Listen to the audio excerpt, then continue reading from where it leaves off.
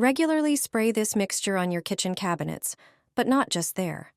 It's a natural form of protection, free of chemicals, and also wonderfully refreshing.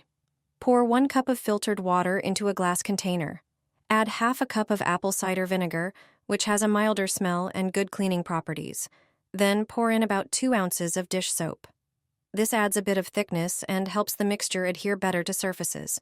Mix everything well until the ingredients combine. Pour the mixture into a spray bottle. Now it's time for the secret ingredient. It's lime. Carefully peel it, making sure not to take too much pulp. The peel contains essential oils that not only smell amazing, but also repel unwanted guests.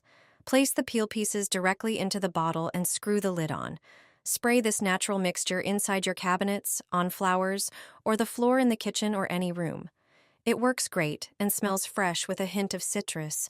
No harmful fumes, no artificial scents. Simple, effective, and safe, just the way you like it.